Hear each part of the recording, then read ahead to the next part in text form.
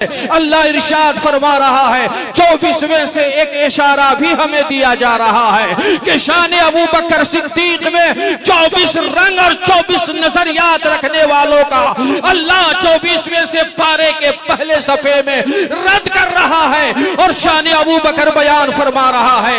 ارشاد فرماتا ہے رب والذی جاء بالصدق وصدق به اولئک هم المتقون، جو حق و صداقت لے کر کے آیا اور جس نے حق و صداقت کی تصدیق کی۔ اس کی تفسیر آؤ سب سے پہلے حضرت علی کی بارگاہ میں چلتے ہیں اور علی سے پوچھو اے علی، قرآن کا یہ 24واں پارہ پہلا صفحہ پہلا رکو، اس آیت کی تفسیر علی تمہاری زبان سے سننا چاہتے ہیں۔ علی تم بتاؤ والذی جاء بالصدق سے مراد کون ہے اور صدق سے مراد کون ہے؟ علی تفسیر کرتے ہیں اور علی کا بیان یہ ہے والذی جاء بالصدق سے مراد کوئی اور نہیں ہے، جناب محمد رسول اللہ ہے، آمنہ کا شہزادہ ہے، عبداللہ کا نور نظر ہے، عبدالمطلب کا جگر گوشہ ہے، نبیوں کا سردار حضور احمد مصطفیٰ محمد مصطفیٰ صلی اللہ علیہ وسلم ہے، اور صدقہ سے مراد حضرت ابو بکر صدیق ہے۔ سبحان اللہ سبحان اللہ، بے شک سبحان اللہ، واہ کیا کہنے حضرت، سبحان اللہ سبحان اللہ۔ والذی جاء بالصدق، جو حق و صداقت لے کر کے آیا وہ کون ہے حق و صداقت لانے والا؟ تو کہا وہ نبیوں کے سردار حضور احمد مصطفیٰ محمد الرسول اللہ ہے، اور جب یہ حق و صداقت لے کر کے آئے تو سب سے پہلے کون ایسی ذات تھی جس ذات نے تصدیق کیا؟ تو قرآن کا بیان آیا وصدق به اولئک هم المتقون، اس کی تصدیق کرنے والے حضرت ابو بکر صدیق ہے۔ مدارک شریف جو درس نظامی میں پڑھائی جاتی ہے، اور صاحب مدارک سے پوچھو ذرا آپ اپنی تفسیر بتاؤ، والذی جاء بالصدق وصدق به اولئک هم المتقون، جاء بالصدق سے مراد کون ہے؟ صاحب مدارک کہتے ہیں حضور رحمت عالم ہے، اور صدق سے مراد کون ہے؟ صاحب مدارک کہتے ہیں حضرت ابو بکر صدیق ہے۔ تفسیر کبیر میں چلو، امام رازی سے پوچھو اے امام رازی ذرا آپ بتاؤ والذی جاء بالصدق سے مراد کون ہے اور صدقہ سے مراد کون ہے؟ امام رازی کہتے ہیں والذی جاء بالصدق سے مراد رسول اللہ ہے، اور صدقہ سے مراد ابو بکر صدیق ہے۔ سارے مفسرین کہتے ہیں قرآن کے 24ویں کے پہلے صفحے اور پہلے رکوع میں پہلے میں جاء بالصدق سے رسول اللہ مراد ہے اور صدقہ سے مراد ابو بکر صدیق ہے۔ سبحان اللہ سبحان اللہ، نعرہ تکبیر، نعرہ رسالت، عظمت صدیق اکبر، صدیق اکبر کانفرنس، نعرہ تکبیر، سبحان اللہ سبحان اللہ۔ قرآن کی یہ ایک آیت کریمہ، چند آیت کریمہ کوٹ کروں گا، مجمع کو دیکھ کر پھر انشاءاللہ چند احادیث طیبہ۔ اسی آیت کی تفسیر دیگر مفسرین کرنے کر تقریباً سارے مفسرین نے بتایا جاء بالصدق سے مراد رسول اللہ ہے اور صدقہ سے مراد ابو بکر صدیق ہے۔ پتا چلا اسی صدقہ سے صدیق کو نکالا اور اسی قرآن سے ثابت کیا کہ صدیق کا خطاب کہیں اور سے نہیں، قرآن کے صدقہ سے صدیق بھی نکل گیا کہ صدیق نے رسول اللہ کے لائے ہوئے پیغام کو سب سے پہلے تصدیق کیا تھا، اس لیے ابو بکر صدیق بنتے نظر آ رہا ہے۔ سبحان اللہ سبحان اللہ، بے شک۔ اور یہ تفسیر حضرت علی نے کی۔ اب حضرت علی پاک کا ایک قول اور سنیے، جو حضرت علی اور حضرت ابو بکر صدیق کے درمیان تفریق کرنے کی کوشش کرتے ہیں اور دوسرے رنگ میں قضیے کو پلٹنے کی کوشش کرتے ہیں، وہی حضرت علی پاک رضی اللہ تعالی عنہ اپنی زبان کھولتے ہیں اور کہتے ہیں خیر هذه الامہ بعد نبیہا ابو بکر و عمر، اس امت میں نبی کے بعد اگر کوئی سب سے افضل و اعلیٰ ہے تو آج باب العلم شہر مدینہ العلم کا جو دروازہ بنا ہے مصطفیٰ کے فرمان کے مطابق مطابق وہ علی یہ بول رہا ہے. سنو علی کے چاہنے والوں، سنو علی کے ماننے والوں، سنو علی کے نام پر مر مٹنے والوں. علی نے کیا ارشاد فرمایا ہے؟ علی کہتے ہیں خیر حاضر الامہ بعد نبیھا ابو بکر و عمر. نبی کے بعد اس امت میں کوئی بہتر ہے تو وہ ابو بکر و عمر کی ذات ہے. بے شک سبحان اللہ سبحان اللہ. بے شک واہ واہ. حق لے کر آئے نبی. قرآن کتاب مبین، اس میں اللہ نے حق بیان فرمایا، اس حق کی تصدیق کر دی. حضرت ابو بکر صدیق رضی اللہ تعالی عنہ نے ایک وقت آیا کل نفس ذائقۃ الموت کے تناظر میں ہمارے اور آپ کے سب کے نبی اس عالم ظاہری سے رخصت ہو گئے. مسئلہ سامنے آیا، اب اس حق کے علمبردار اسلام اور مسلمانوں کے ذمہ دار کون ہوں گے؟ اس مسئلے کو حل کرنے کے لیے صحابہ کرام کا مجمع بیٹھا. کہاں بیٹھا؟ حضرت سعد بن عبادہ کے گھر میں بڑے بڑے صحابہ کرام بیٹھتے ہیں اس مسئلے کو حل کرنے کے لیے کہ حضور تو ہماری نگاہوں سے اوجھل ہو چکے ہیں. اب حضور کے بعد اسلام کا اور مسلمانوں کا سب سے بڑا والی اور ذمہ دار کون ہوگا؟ امام کون بنے گا؟ پیشوا کون بنے گا؟ اس مسئلے کو حل کرنے کے لیے نبی کریم کے وصال مبارک کے بعد صحابہ کرام کی جماعت بیٹھتی ہے. جناب سعد بن عبادہ کے گھر میں بڑے بڑے صحابہ کرام ہیں اور عنوان یہ ہے کہ اسلام کا پیشوا کون ہوگا، اسلام اور مسلمانوں کا ذمہ دار کون ہوگا. بڑے بڑے صحابہ کے بیچ میں وہ عنوان چھڑا ہوا ہے. ایک انصاری صحابی رسول کھڑے ہوتے ہیں اور انہوں نے تقریر شروع کر دی. کہا یہ کہ میری رائے تو یہ ہے، میں جو سمجھ رہا ہوں کہ جب مصطفیٰ کسی کو آپ میں سے یعنی مہاجرین میں سے کسی کو عامل مقرر کرتے تھے تو انصار میں سے ایک صحابی کو ساتھ میں لگایا کرتے تھے. لہٰذا میری رائے یہ ہے کہ ایک مہاجر میں سے ہو، ایک انصار میں سے ہو، اور وہ دونوں مل کر کے اسلام اور مسلمانوں کی ساری ذمہ داریاں ادا کرے. ان کی تقریر ختم ہوئی. دوسرے انصاری صحابی کھڑے ہوئے اور کہا میری بھی رائے یہی ہے کہ ایک انصار میں سے ہو، ایک مہاجرین میں سے ہو، اور وہ مسلمانوں کا ذمہ دار بن جائے، اسلام کا ذمہ دار بن جائے، اسلام کا پیشوا بن جائے، اسلام کا رہنما بن جائے، اور انہی کے ماتحت سارا نظام چلے. وہ جو حق و صداقت رسول اللہ سے سمجھے ہوئے ہیں اب یہ خلفائے راشدین بتاتے چلے جائیں گے، اس کے مطابق عمل کرتے چلے جائیں گے. یہاں تک بات ہوئی، دو انصار کی تقریر مکمل ہوئی. اسی درمیان حضرت زید بن ثابت رضی اللہ تعالی عنہ کھڑے ہوئے اور کہا سنو تم سب کی تقریر مکمل ہو گئی، اب میری تقریر سنو. کیا تم لوگ یہ جانتے نہیں ہو کہ رسول اللہ مہاجرین میں سے تھے، اور میں یہ چاہتا ہوں کہ مہاجرین ہی میں سے کوئی والی و ذمہ دار بنے اور انہی مہاجرین کے معین و مددگار ہم سب بن جائے. چنانچہ زید بن ثابت رضی اللہ تعالی عنہ کھڑے ہوتے ہیں، اپنی تقریر مکمل کرتے ہیں اور ابو بکر کا ہاتھ اٹھاتے ہیں اور کہتے ہیں سنو آج میں اعلان کرتا ہوں کہ رسول اللہ کے بعد اسلام اور مسلمانوں کا ذمہ دار کوئی اور نہیں ہے، یہ ابو بکر صدیق ہی ذمہ دار ہے اور خلیفہ اول ہے. بے شک سبحان اللہ سبحان اللہ. آپ نے بیعت کی، حضرت ابو بکر صدیق کے ہاتھ پہ بیعت کیا. حضرت زید بن حارث نے آپ کی بیعت کے بعد حضرت عمر فاروق نے بیعت کر لیا.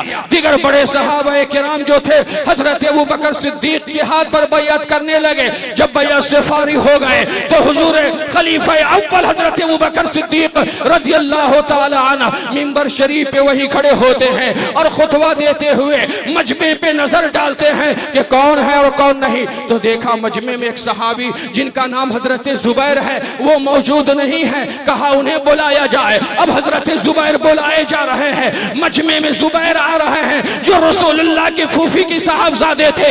حضرت زبیر مجمع میں تشریف لاتے ہیں. تشریف لانا تھا، ابو بکر کی نظر پڑی. آپ نے کہا اے زبیر میں یہ سمجھتا ہوں کہ تم امت کو کمزور نہ ہونے دو گے، اسلام کو کمزور نہ ہونے دو گے، یعنی تم ہمارا ساتھ نبھاؤ گے۔ حضرت زبیر رضی اللہ تعالیٰ عنہ صحابی رسول نے کہا اے خلیفۃ الاسلام والمسلمین، زبیر آپ کے سامنے اعلان کرتا ہے اور آپ کے ہاتھ پہ بیعت کرتا ہے کہ زبیر کا کوئی اختلاف نہیں ہوگا، ابو بکر کو جیسے عمر نے خلیفہ مانا ہے ویسے ہی زبیر بھی خلیفہ ماننے کو تیار ہے۔ سبحان اللہ سبحان اللہ، بے شک حضرت زبیر نے مانا۔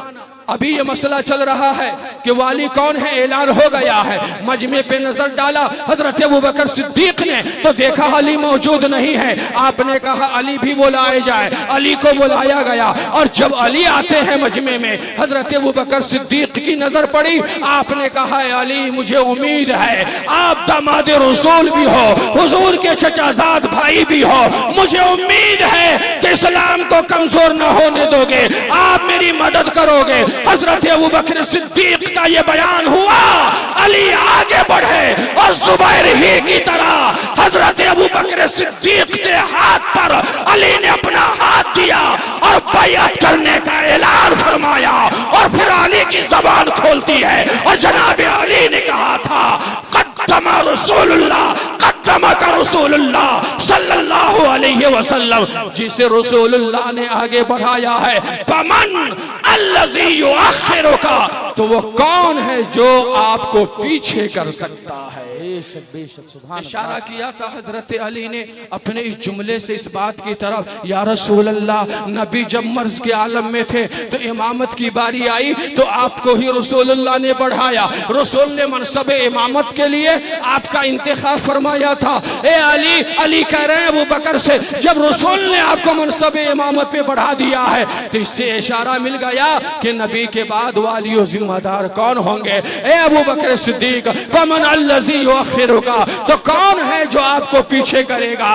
یعنی علی کی زبان تو یہ ہے، علی کے اقوال تو یہ ہے، لیکن علی کے چاہنے والے، علی کے ماننے والے آج ابو بکر و علی کے درمیان قضیہ پلٹنے کی ناپاک کوششیں کر رہے ہیں۔ اگر آپ علی کے سچے وفادار ہیں تو علی کے اقوال کو پڑھو۔ علی کہہ رہے ہیں خیر هذه الامه بعد نبیها ابو بکر و عمر، نبی کے بعد اس امت کے سب سے بہترین انسان ابو بکر ہے اور عمر ہے۔ علی کی زبان تو یہ ہے قدمک رسول اللہ صلی اللہ علیہ وسلم، رسول اللہ نے آپ کو آگے کیا ہے۔ فمن الذی یؤخرک، تو کون ہے جو آپ کو پیچھے کرے گا؟ آپ ہی کے شہزادے جناب محمد بن حنفیہ ہے، ان کا بیان بخاری شریف میں موجود ہے۔ جناب محمد بن حنفیہ نے اپنے والد گرامی حضرت علی سے کہا اے علی پاک، ذرا مجھے یہ بتائیے، اے میرے والد گرامی ذرا یہ مسئلہ سمجھائیے، نبی کے بعد سب سے افضل و اعلیٰ کون ہے؟ تو حضرت علی کہہ رہے ہیں بیٹا پوچھ رہا ہے، باپ کا بیان سامنے آ رہا ہے، پوچھنے والے محمد بن حنفیہ ہے اور جواب دینے والے رسول اللہ کے سچے اور پکے عقیدت مند اور داماد حضرت علی یہ پاک ہے۔ کہتے ہیں شہزادے کیا پوچھ رہے ہو؟ نبی کے بعد سب سے افضل کون ہے؟ سنو میں کہتا ہوں ابو بکر، نبی کے بعد سب سے افضل ابو بکر ہے۔ ثم قال، پھر اس کے بعد کہا پھر کون ہے؟ تو علی کی زبان کھولتی ہے اور حضرت علی یہ پاک کہتے ہیں اس کے بعد عمر ہے۔ محمد بن حنفیہ کہتے ہیں خشیت ان یقول عثمان، مجھے اندیشہ ہونے لگا کہیں آپ عثمان کا نام نہ لے لے، تو میں نے پہلے ہی کہہ دیا کہ عمر کے بعد اگر کوئی افضل و اعلیٰ ہے تو آپ ہیں۔ علی نے اس مجمع میں اپنے بیٹے کے سامنے کہا لا مانا الا رجل من المسلمین، میں تو ایک عام انسان ہوں، ایک عام مسلمان ہوں۔ حضرت علی پاک نے اپنی عاجزی اور ان کے ساری کا اظہار فرمایا تھا۔ سبحان اللہ سبحان اللہ۔ جب اس قدر واضح کر دیا حضرت علی پاک نے ترتیب کو بھی پیش کر دیا کہ کون کس کے بعد افضل و اعلیٰ ہے۔ قرآن کی آیات اور احادیث طیبہ موجود ہیں یہ ڈائریکٹ ابھی میں حضرت علی کے اقوال اس لیے پیش کر رہا ہوں کہ امت کو مغالطے میں ڈالا جا رہا ہے، اہل بیت کا نام لے کر، علی پاک کا نام لے کر، اور حضرت ابوبکر صدیق کی شان میں مخالفت کرنے کی، گستاخی کرنے کی، بدتمیزی کرنے کی ناپاک کوششیں ہو رہی ہے۔ اس لیے امت مسلمہ سے کہتا ہوں، آپ قرآن پڑھو اور حدیث طیبہ کا مطالعہ کرو اور قول علی پاک کو دیکھو تو ابوبکر صدیق تمہارے سامنے سورج سے بھی زیادہ روشن نظر آئیں گے کہ نبی کے بعد اگر کوئی سب سے افضل و اعلیٰ ہے تو وہ ابوبکر صدیق رضی اللہ تعالیٰ عنہ۔ حضرت ابو منصور بغدادی رحمت اللہ تعالیٰ علیہ نے بیان دیا، اس بات پر اجماع اور اتفاق ہے کہ نبی کے بعد سب سے افضل و اعلیٰ ابو بکر ہے، ابو بکر کے بعد سب سے افضل و اعلیٰ وہ عمر ہے، عمر کے بعد سب سے افضل و اعلیٰ عثمان ہے، عثمان کے بعد سب سے افضل و اعلیٰ علی ہے، علی کے بعد سب سے افضل و اعلیٰ عشرہ مبشرہ ہے، عشرہ مبشرہ کے بعد سب سے افضل و اعلیٰ اصحاب بدر ہے، اصحاب بدر کے بعد سب سے افضل و اعلیٰ اصحاب احد ہے، اور اصحاب احد کے بعد سب سے افضل و اعلیٰ اصحاب بیعت رضوان ہیں، اور ان کے بعد تمام صحابہ تمام لوگوں سے افضل و اعلیٰ۔ بے شک سبحان اللہ سبحان اللہ اللہ یا رسول اللہ زندہ باد۔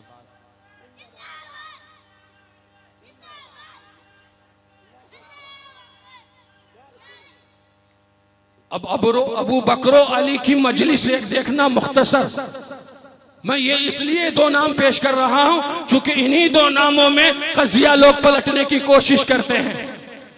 ابو بکر و علی کی مجلس ہے، صحابہ کرام بیٹھے ہوئے ہیں، حضرت ابو بکر صدیق اچانک علی کو دیکھ کر مسکرانے لگتے ہیں، کوئی ظاہری سبب کو نہیں دیکھا تو علی نے پوچھا ابو بکر اچانک کیوں مسکرانے لگے ہیں آپ؟ تو حضرت علی رضی اللہ تعالی عنہ کے اس سوال پر حضرت ابوبکر صدیق نے کہا، اے علی مجھے اس وقت ایک بات یاد آ گئی، رسول اللہ نے جو فرمایا تھا۔ کہا وہ کون سی بات ہے؟ کہا وہ بات یہ ہے کہ میرے آقا نے فرمایا تھا جنت میں وہی جائے گا جسے علی اجازت دیں گے، بغیر اجازت علی کے کوئی جنت میں نہیں جائے گا۔ کہا یہ بات یاد آ گئی تو آپ کو دیکھ کر میں مسکرانے لگا۔ تو علی پیار سے کہتے ہیں آپ کو وہ بات یاد آئی تو آپ مسکرائے، لیکن مجھے یہ بات یاد آ گئی کہ نبی نے کہا تھا علی جنت کی ٹکٹ اسی کو دیں گے جس کے دل میں ابو بکر صدیق کی محبت ہوگی۔ جہاں ابو بکر صدیق کی محبت ہوگی وہی علی کی اجازت ہوگی، وہی حسن کی طرف سے سند ہوگی، وہی حسین کی طرف سے نظر کرم ہوگی، وہی فاطمہ زہرا کی طرف سے خواتین کنیز فاطمہ پر انعام و اکرام کی بارشیں ہوں گی جہاں ابو بکر صدیق کی محبت ہو۔ بے شک نعرہ تکبیر، نعرہ رسالت، عظمت صدیق اکبر، صدیق اکبر کانفرنس، نعرہ تکبیر، سبحان اللہ سبحان اللہ۔ قرآن کے اس ٹکڑے کے ساتھ 24ویں کے بعد اب پیچھے پلٹیے، 10ویں سپارے میں آئیے۔ 10ویں سپارے میں جب آئیں گے تو قرآن کریم کا یہ ٹکڑا سامنے نظر آئے گا، إِلَّا تَنْصُرُوهُ فَقَدْ نَصَرَهُ اللَّهُ إِذْ أَخْرَجَهُ الَّذِينَ كَفَرُوا ثَانِيَ اثْنَيْنِ إِذْ هُمَا فِي الْغَارِ إِذْ يَقُولُ لِصَاحِبِهِ لَا تَحْزَنْ إِنَّ اللَّهَ مَعَنَا فَأَنزَلَ اللَّهُ سَكِينَتَهُ عَلَيْهِ وَأَيَّدَهُ بِجُنُودٍ لَّمْ تَرَوْهَا وَجَعَلَ كَلِمَةَ الَّذِينَ كَفَرُوا السُّفْلَىٰ وَكَلِمَةُ اللَّهِ هِيَ الْعُلْيَا۔ مفسرین سے پوچھو قرآن کے 10ویں سپارے کا یہ ٹکڑا کس کی شان میں یہ اترا ہے، کس کی شان میں اللہ کا یہ کلام نازل ہوا ہے؟ تو مفسرین کہتے ہیں یہ ٹکڑا بھی ابو بکر صدیق کی شان میں ہے۔ جب ابو بکر صدیق رضی اللہ تعالیٰ عنہ رسول اللہ کے ساتھ ہجرت کر رہے ہیں، اس موقع پر یہ آیت کریمہ کو اللہ نازل فرما رہا ہے اور یہ بتا رہا ہے إِلَّا تَنْصُرُوهُ فَقَدْ نَصَرَهُ اللَّهُ إِلَّا تَنْصُرُوهُ فَقَدْ نَصَرَهُ اللَّهُ، کہ اے مسلمانوں، اے اللہ کے بندو، اگر تم مدد نہ کرو گے رسول کی تو اللہ تعالیٰ رسول اور رسول کے صحابہ کی مدد کر رہا ہے۔ اللہ کی طرف سے مدد یہ ہوگی، مصطفیٰ جان رحمت ہیں صلی اللہ علیہ وسلم، حضرت ابوبکر صدیق ہیں، ہجرت کا معاملہ سامنے ہے، سفر ہجرت میں ہے، غار میں جانے کا واقعہ آپ نے سنا ہے۔ حضرت ابوبکر صدیق سے اللہ رب العزت کے اس کلام میں جو مصطفیٰ نے کہا ہے، اس کہے ہوئے کو اللہ اپنا قول بناتا ہے اور ارشاد فرماتا ہے، گویا مصطفیٰ نے کہا ابوبکر صدیق سے، لا تحزن ان اللہ معنا، خوف مت کر، میرے ساتھ اللہ ہے۔ جب حضور نے یہ ٹکڑا پڑھا اور ابوبکر صدیق کو سنایا، ابوبکر صدیق کا حزن کم ہوا۔ آپ سمجھ رہے ہوں گے ابوبکر کو فکر تھی شاید اپنے بارے میں، ٹینشن میں وہ مبتلا تھے، کہیں میری جان نہ چلی جائے، لیکن مجھے کہنے دو، مفسرین کہتے ہیں ابوبکر کو اپنی کوئی ٹینشن، کوئی فکر، کوئی حزن و ملال نہ تھا، بلکہ ابوبکر نے جو کہا تھا، ان اقتل فانا رجل واحد، اگر میں قتل کیا جاؤں گا تو میں اکیلا ایک انسان ہوں، اکیلا ایک ممبر ہوں، وَإِنْ هُلِكَتْ، اور یا رسول اللہ اگر آپ ہلاک کر دیے گئے تو ہلکت الامہ، تو امت ہلاک ہو جائے گی۔ اس بات کی فکر میں حضرت ابوبکر صدیق رضی اللہ تعالی عنہ مبتلا تھے۔ جیسے ہی قرآن کا یہ ٹکڑا پڑھا گیا، پیش کیا گیا، سنایا گیا، حضرت ابوبکر صدیق کی فکر کم ہو گئی، حزن و ملال ختم ہو گئے۔ حضرت ابوبکر صدیق رضی اللہ تعالی عنہ، نعرہ تکبیر، نعرہ رسالت، آمد آل رسول، صدیق اکبر کانفرنس، جشن دستار بندی، مسلک اعلی حضرت، علماء اہل سنت، نعرہ تکبیر، نعرہ رسالت۔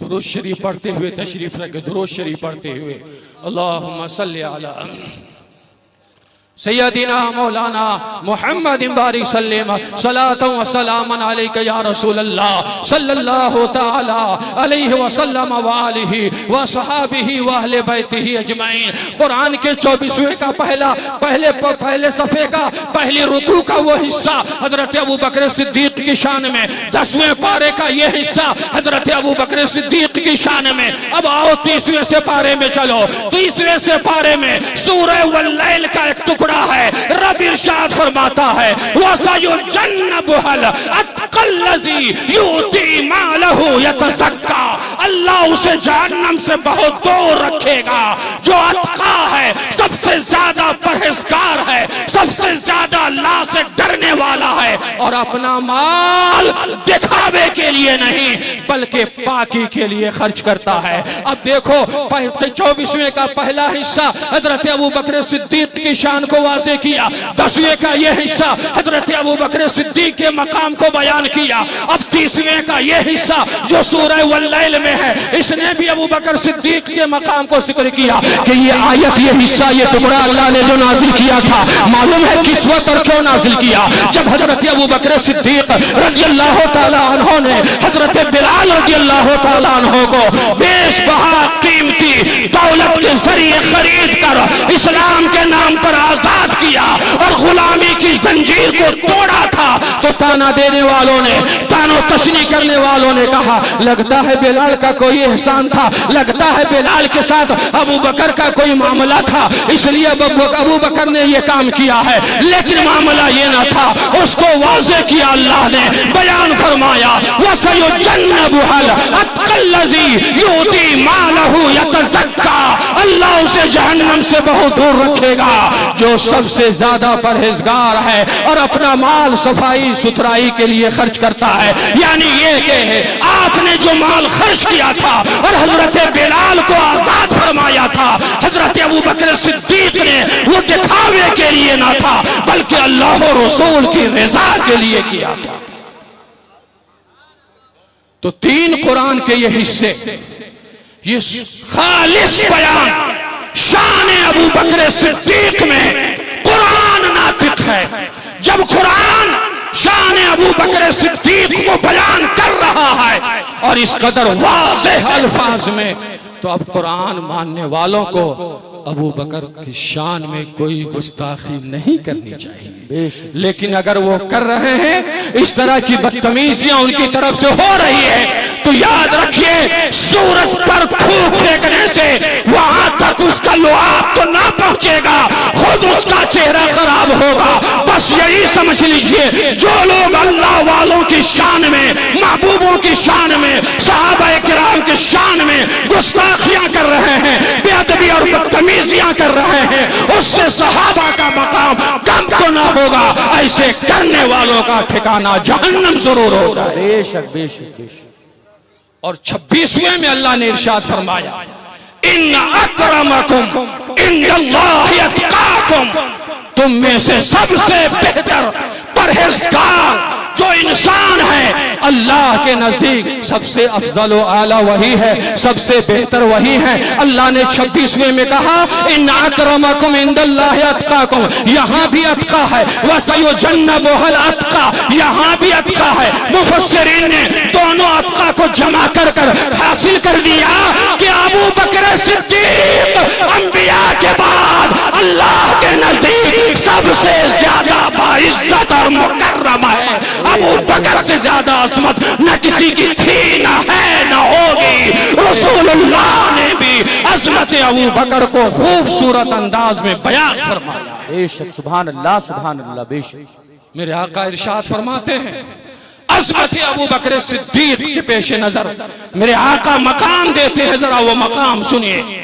میرے آقا ارشاد فرماتے ہیں جو خطبے کے درمیان جناب حضرت انس رضی اللہ تعالی عنہ کے حوالے سے روایت پیش کیا تھا، ان انس قال قال رسول اللہ صلی اللہ علیہ وسلم حب ابی بکر وشکرہ واجب علی کل امتی، یعنی ابو بکر کی محبت اور ابو بکر کا شکریہ ادا کیا جانا میری امت کے ہر فرد پر فرض ہے، ضروری ہے، واجب ہے کہ وہ میرے ابو بکر صدیق سے محبت کرے، ان کا شکریہ ادا کرے۔ یہ رسول اللہ نے تو یہ مقام دیا ہے۔ میرے آقا ارشاد فرماتے ہیں انتا صاحبی فی الغار و صاحبی فی الحوض، مصطفیٰ کی زبان نبوت سے نکلا ہوا جملہ تمام رافضیوں اور خارجیوں کو دولت ہدایت دے رہا ہے۔ یہ جملہ مصطفیٰ میرے آقا نے کتنا مقام دیا۔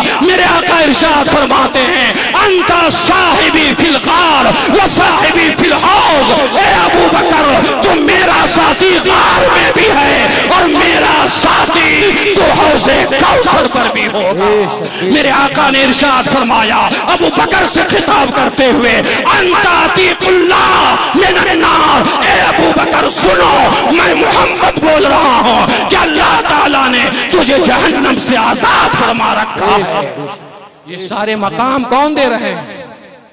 بولیے ہمارے اور آپ کے نبی، والذی جاء بالصدق، جو حق و صداقت لے کر آئے، وصدق بہ اولئک هم المتقون، اور جنہوں نے اس حق و صداقت کی تصدیق فرمائی حضرت ابو بکر صدیق رضی اللہ تعالی عنہ۔ بے شک سبحان اللہ سبحان اللہ۔ ارشاد فرماتے ہیں ما نفعنی مال احد قط، صرف قرآن و حدیث کی روشنی میں صدیق اکبر کانفرنس کو اور ذات ابو بکر صدیق کو کسی مولوی کے جملے میں نہیں، قرآن کی آیات اور احادیث طیبہ کی روشنی میں ذات ابو بکر دیکھتے چلے جاؤ کتنے ابو بکر چمک رہے ہیں۔ میرے آقا ارشاد فرماتے ہیں ما نفعنی مال احد قط، مجھے پوری دنیا عرب سے کسی کے مال نے اتنا فائدہ نہیں پہنچایا، ما نفعنی مال ابی بکر، جتنا فائدہ ابو بکر کے مال نے مجھے پہنچایا ہے۔ یہ رسول اللہ فرماتے ہیں۔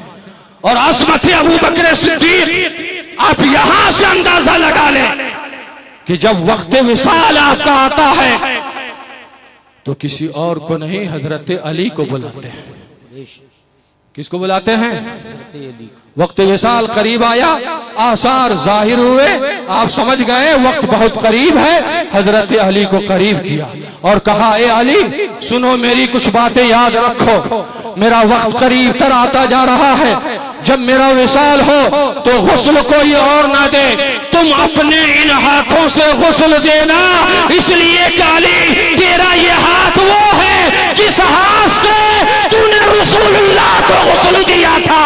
صدیق چاہ رہا ہے کہ جس ہاتھ سے مصطفیٰ کو غسل دیا گیا ہے اسی ہاتھ سے صدیق کو بھی غسل دیا جائے۔ سبحان اللہ بے شک۔ یاد رکھنا علی، خوشبو لگانا، کفن پہنانا اور اپنی مرضی سے دفن مت کرنا، میری نعش کو روضہ رسول کے قریب لے جا کر رکھ دینا، میری نعش کو روضہ رسول کے قریب لے جا کر رکھ دینا، اور مصطفیٰ سے کہنا اے نبی یار غار، یار غار یار مزار بننا چاہتا ہے۔ سبحان اللہ غار میں یہ یار تھا یار کے ساتھ، مزار میں بھی یہ یار چاہتا ہے یار کے ساتھ۔ یا رسول اللہ اگر آپ کی اجازت ہوگی تو ابو بکر کو یہی دفن کروں گا، یہ وصیت ابو بکر ہے، ورنہ ابو بکر کا دوسرا جملہ یہ ہے اگر مصطفیٰ کے روضہ انور سے جواب نہ ملے تو جنت البقیع میں مجھے دفن کر دینا۔ کیا سمجھا آپ نے؟ گویا عقیدہ ابو بکر یہ ہے کہ رسول اللہ زندہ ہے، سبحان اللہ، اور عقیدہ علی یہ ہے کہ مصطفیٰ باحیات ہے، اور عقیدہ ابو بکر یہ ہے کہ رسول اللہ سنتے ہیں، سبحان اللہ، عقیدہ علی یہ ہے کہ مصطفیٰ سنتے ہیں، اس لیے روضہ رسول کے قریب رکھ کر کے مصطفیٰ سے کہتے ہیں علی یا رسول اللہ آپ کا یار آیا ہے، حبیب آیا ہے، کیا حبیب کو اجازت ہے آپ کے روضے اندر میں روضہ مبارک میں داخل کرنے کی، دفنانے کی؟ تو روضہ مصطفیٰ سے تاریخ شاہد ہے، احادیث طیبہ سورج و چاند سے بھی زیادہ روشن ہے، بیان آیا ہے مصطفیٰ کی طرف سے، میرے آقا نے اپنے روضے سے جواب دیا ہے ادخل الحبیب الحبیب، حبیب کو حبیب کے پاس پہنچا دو، محبوب کو محبوب کے پاس پہنچا دو۔ رسول اللہ کے روضے انور سے یہ جواب آیا ہے، اور حضرت ابو بکر صدیق کو رسول اللہ نے اپنے پہلو میں سلایا ہے۔ بے شک سبحان اللہ بے شک۔ اتنا مقام، اس قدر عظمت، اس قدر رفت، اس کے بعد اللہ کے بندے گمراہ ہو رہے ہیں، یہ بھٹک رہے ہیں۔ اس کا مطلب یہ ہے کہ ابھی قرآن صحیح سے سمجھانا گیا ہے، قرآن کو صحیح سے پڑھانا گیا ہے، قرآنی مضامین کی جو حقیقت ہے ہم اس سے آشنا نہ ہوئے ہیں، اس لیے یہ میرے حالات ہیں۔ حضرت ابو بکر صدیق رضی اللہ تعالی عنہ نے اپنا عقیدہ، علی نے اپنا عقیدہ واضح کر کے بتایا، سماعت مصطفیٰ کے تعلق سے واضح رہنا کہ مصطفیٰ سنتے ہیں اپنے مزار کے اندر، ابو بکر کہتے ہیں مصطفیٰ دیکھتے ہیں اپنے مزار کے اندر سے، اس لیے کہ ابو بکر کی جب لاشیں کو رکھا گیا تو مصطفیٰ نے مشاہدہ کیا، میری آواز کو سنا، جب ہی تو مجھے جواب ملا تھا ادخل الحبیب الحبیب، محبوب کو محبوب کے پاس پہنچا دو۔ تو عقیدہ تو اصل یہ ہے، لیکن گمراہ ہونے والے گمراہ ہوتے چلے گئے، قرآن کی روشنی سے دور ہوتے چلے گئے۔ اللہ اکبر۔ آج یہ صدیق اکبر کانفرنس میں شرکت کرنے والے مرد و عورت، بچے، بوڑھے، عالم، غیر عالم، سب کو میں کہتا ہوں ابو بکر صدیق کے جلسے میں آنے والے، اگر تم نے ابو بکر صدیق کے ایک کردار کو لے لیا، لیکن میں یہ کہتا ہوں اگر پوری دنیا اسلام ابو بکر کے ایک کردار کو کو لے لے تو مجھے یقین ہے جوا کی بیماری ختم ہوگی، شراب کی بیماری ختم ہوگی، عیاشیاں ختم ہوگی، مکاریاں ختم ہوں گی، تمام بیماریاں ختم ہو جائے گی۔ اور جو اسلام رسول اللہ اور صحابہ کے زمانے میں چمک دمک رہا تھا، ایسا ہی اسلام ہمارے بیچ میں روشن ہوتا بنا کر نظر آئے گا۔ اور وہ کردار ابو بکر صدیق ہے کہ میرے آقا کبھی بھی زبان پر کذب کو جھوٹ نہیں لاتے، سچ ہی بولا کرتے ہیں، اس لیے آپ صدیق اکبر ہیں۔ اگر علماء بھی اور مشائخ بھی، عوام بھی، خواص بھی، ذمہ دار بھی، غیر ذمہ دار بھی، بچہ بھی، جوان بھی، بوڑھا بھی، مرد بھی، عورت بھی، ہر معاشرہ جھوٹ کو چھوڑ دے تو وہ کل سے نمازی بھی بنتا ہوا نظر آئے گا اور روزہ رکھتا ہوا بھی نظر آئے گا، ہر اعمال خیر کرتا نظر آئے گا۔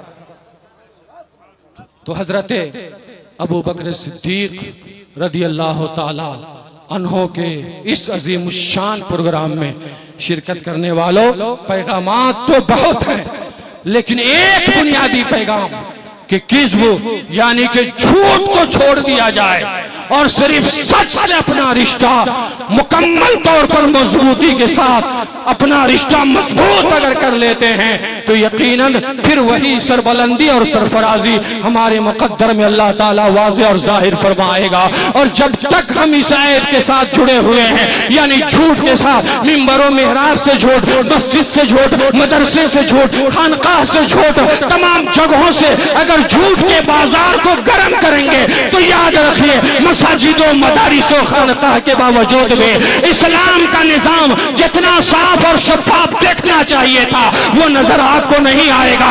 اسلام کے نظام میں سب سے جو بنیادی نظام ہے، عقائد کے بعد میں اگر چلتے ہو تو وہ بنیادی نظام یہ ہے کہ اسلام سچ ہے اور اسلام سچائی کی دعوت دے رہا ہے کہ سچ بولو اور سچ کے ساتھ ہو جاؤ، نہ جھوٹ بولو اور نہ جھوٹوں کے ساتھ اپنا رشتہ رکھو۔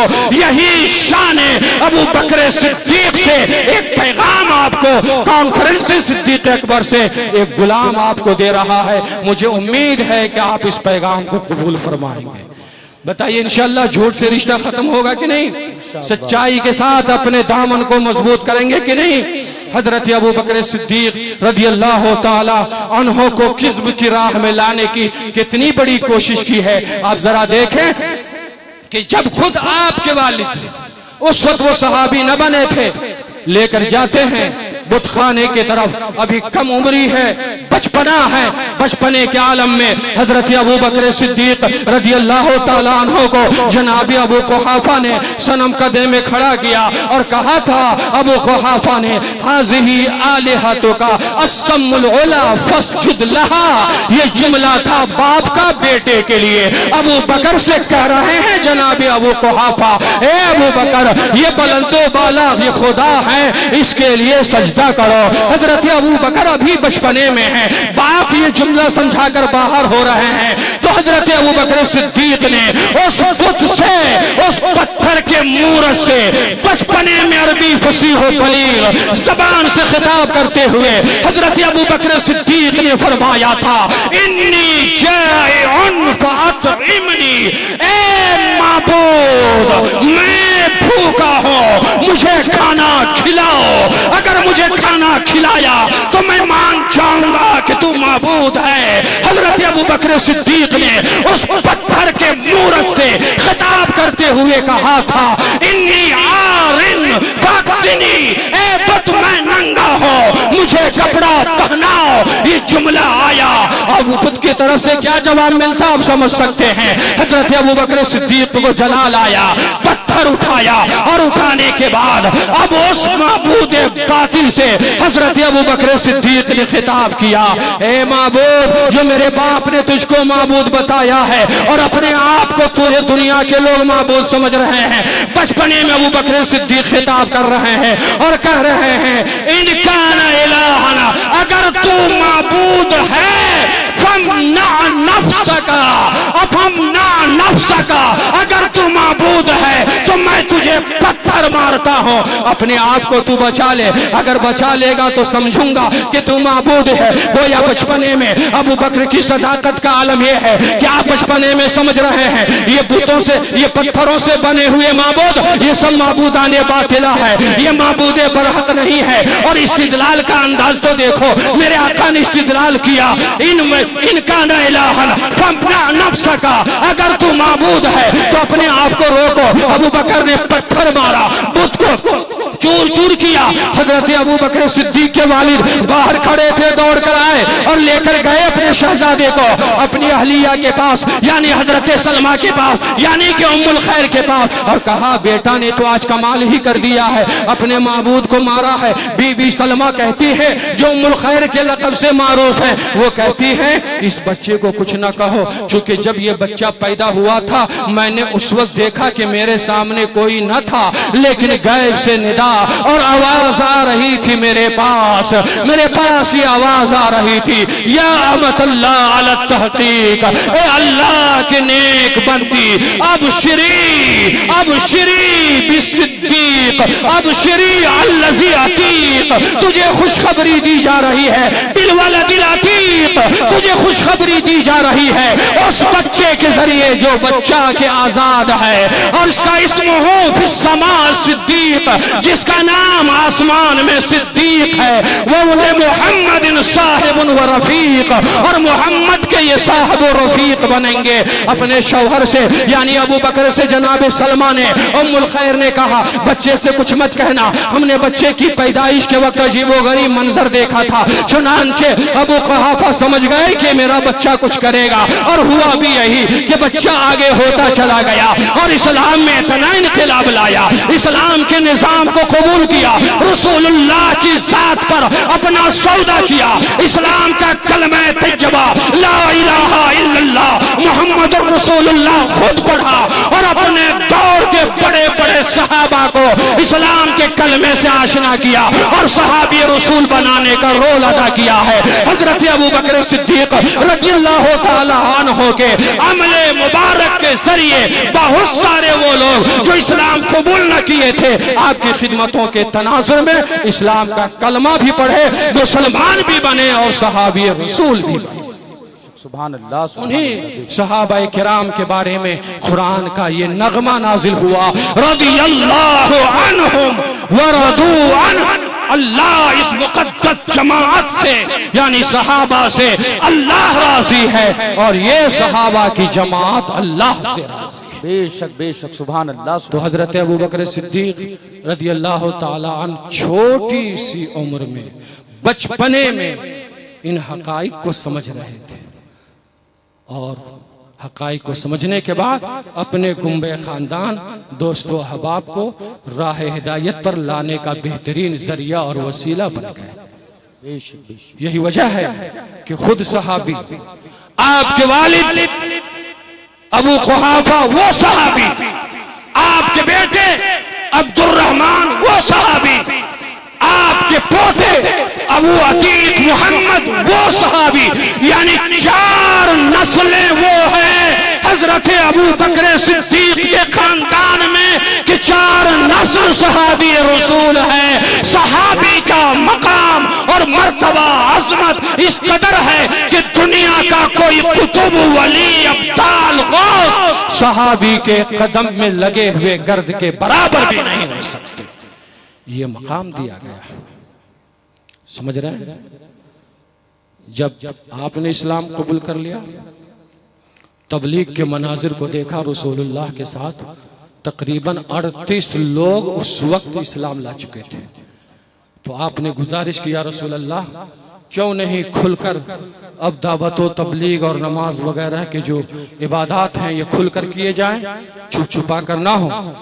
حضرت ابو بکر صدیق رضی اللہ تعالی انہوں نے بار بار کہا تو میرے آقا مان گئے، حرم شریف پہنچے، حضرت ابو بکر صدیق کا خطبہ شروع ہوا، کفار و مشرکین اس خطبے کو سنتے ہی غیظ و غضب کے عالم میں آئے، اور حضرت ابو بکر صدیق رضی اللہ تعالی عنہ کو جس طرح چاہا حاوی ہو گئے، زود و کوب کیا، خون سے لہو لہان کیا، یہاں تک کہ آپ بے ہوش ہو گئے۔ آپ کا تعلق قبیلے بنی تمیم سے تھا۔ جب یہ خبر اس قبیلے تک پہنچی تو قبیلے کے جتنے بڑے تھے سب جمع ہوئے اور کہا کہ اگر اس حادثے میں ابو بکر انتقال کریں گے تو ان کے مقابلے میں کفار کا جو لیڈر ہے عتبہ ابن ربیعہ، ہم اس کو قتل کریں گے۔ جب یہ آواز کانوں تک آئی لوگوں میں تھوڑی سی گھبراہٹ ہوئی، لیکن حضرت ابوبکر صدیق بے ہوش تھے۔ شام کے وقت میں جب کچھ ہوش میں آئے تو سب سے پہلا جو جملہ حضرت ابوبکر صدیق کی زبان سے نکلا وہ یہ تھا کہ میرے آقا کیسے ہیں وہ بتاؤ، میرے نبی کیسے ہیں وہ بتاؤ۔ جو لوگ عیادت کے لیے بیٹھے ہوئے تھے ہمدردی میں وہی جملے سے بھٹک گئے، جن کی خاطر جن کی وجہ سے مار کھایا ہے ہوش میں آیا تو اسی کا نام پہلے لے رہا ہے۔ کچھ لوگ اس غصے میں چلے گئے، کچھ لوگوں کا اندازہ یہ ہوا کہ جب بولنے لگے ہیں تو اب زندہ ہو جائیں گے، لوگ چلے گئے۔ لیکن آپ کی والدہ حضرت سلمہ ام الخیر بے چین تھی کہ ہوش میں آیا ہے، کچھ پانی پی لے کچھ کھا لے۔ حضرت ابوبکر صدیق کے لیے کچھ تیار کر کے لاتی ہے لیکن کھانے سے منع کر رہے ہیں۔ امی جان سے کہہ رہے امی جان قسم ہے میں ایک لقمہ بھی نہ کھاؤں گا جب تک کہ میں اپنے حبیب کی زیارت نہ کر لو، جب تک کہ رسول اللہ کو میں دیکھ نہ لو، جب تک کہ مجھے محبوب کی خبر نہ مل جائے۔ کہا پتہ کرو میرے حبیب کے بارے میں رسول اللہ کس پوزیشن میں ہے۔ ماں نے کہا بیٹا کوئی خبر نہیں ہے۔ حضرت ابوبکر صدیق نے کہا حضرت عمر فاروق کی بہن ام جمیل ہے، ان سے جا کر معلوم کیجئے آپ کو پتہ چلے گا۔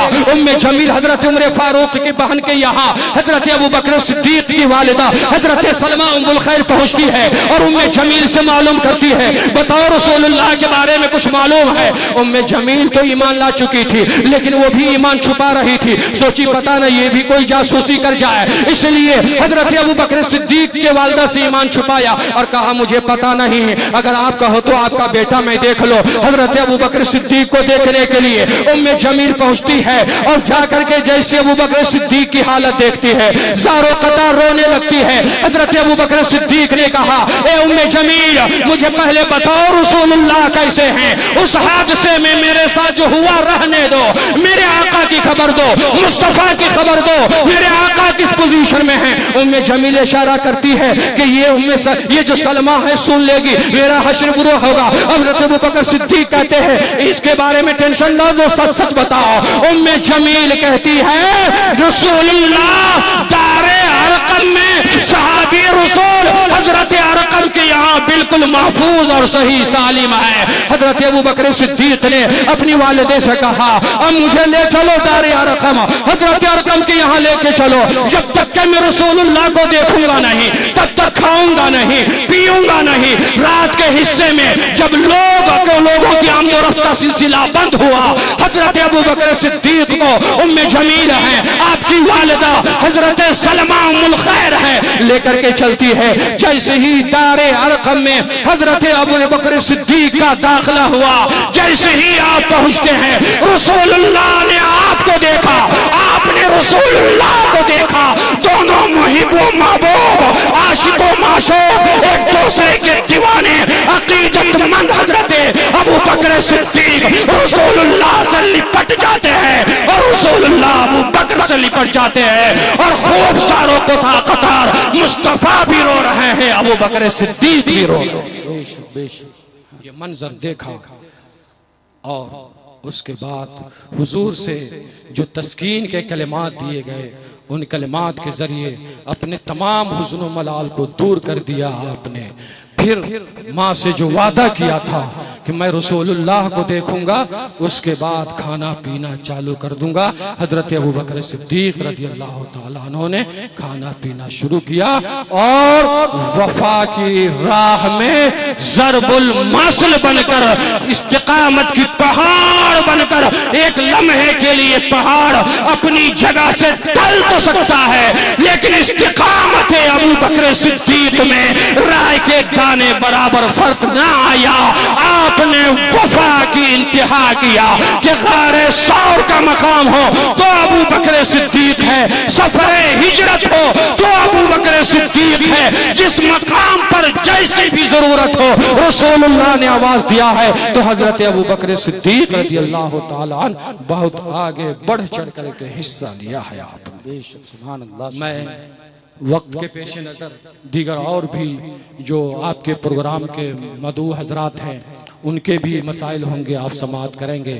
اپنی ان ساری گفتگو کو بارگاہ رسول علیہ الصلوۃ والتسلیم میں اور خلفائے راشدین میں بطور نظر و شکر کے پیش کرتا ہوں کہ یہ میرے آقا، یہ میرے سرکار قبول فرما لیں، اور اس گفتگو کے درمیان کوئی لغزش ہوئی ہو اسے معاف کر دیں، اور ہم توبہ کرتے استغفر اللہ ربی من کل ذنب اجنبتہ واتوب الیہ وما توفیقی الا باللہ۔ اللہ رب العزت اس پروگرام کو قبول فرمائیں، اور جس ادارے کی مناسبت سے یہ پروگرام ہے اللہ تعالیٰ ادارہ، منتظمین، بانیان جلسہ، اراکین جلسہ، جلسہ کی پوری کمیٹی، تمام ممبران کو حضرت ابو بکر صدیق کے فیوز و برکات سے سرفراز فرمائیں، اور قبولیت کی یقین یہ ہے کہ یہ جلسہ یقیناً حضرت ابو بکر صدیق کے نام پر ہے، جو 7ویں پشت میں مرہ بن کعب پر جا کر رسول اللہ کے شجرہ طیبہ سے ابو بکر صدیق ملتے ہیں، اور اسی رسول اللہ کے گھرانے کا چہکتا دمکتا پھول ہمارے اسٹیج پر سید قیصر خالد کی صورت میں سرپرستی کرتی ہوئی یہ ذات نظر آ رہی ہے، تو مجھے یقین ہے کہ جس جلسے کی سرپرستی اولاد رسول کرے اللہ تعالیٰ اس جلسے کو قبول فرما لیتا ہے۔ استغفر اللہ ربی من کل ذنب وما توفیقی الا باللہ۔